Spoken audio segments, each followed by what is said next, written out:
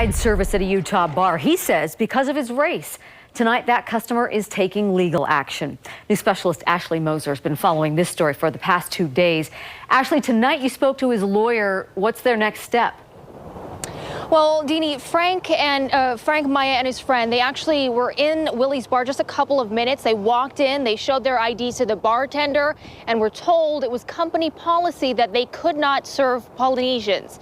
Tonight, he's promising legal action, so we looked into his rights as a customer, also those of the business.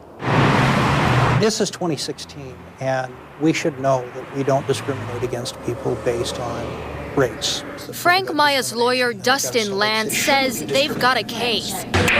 This after a Willie's Lounge bartender racially discriminated against his client under the alleged orders of the bar's owner. If the bartender was following the owner's instructions and the owner's policy, then the owner's going to be responsible. Lance says his team is still investigating and is in the early stages of this case. We're going to talk to the witnesses, get everybody's side of the story, and once we do that, we're going to evaluate all of the legal options. We reached out to University of Utah law professor Clifford Roski to find out what rights restaurants have to turn away patrons.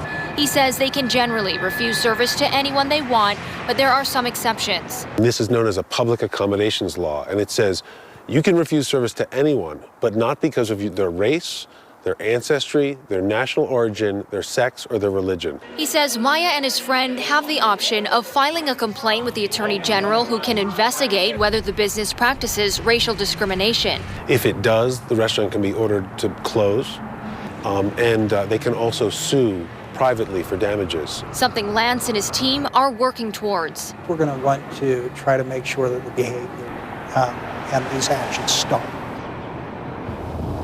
And tonight, I spoke to the owner of Willie's Lounge to get his reaction on this possible lawsuit. He says this is a big misunderstanding and that he's not surprised, though, because of the backlash he's been getting online. He does want to make clear that he serves Polynesians. He always has. Reporting live, Ashley Moser, KSL 5 News. Back to you. All right, Ashley, thank you. Dave?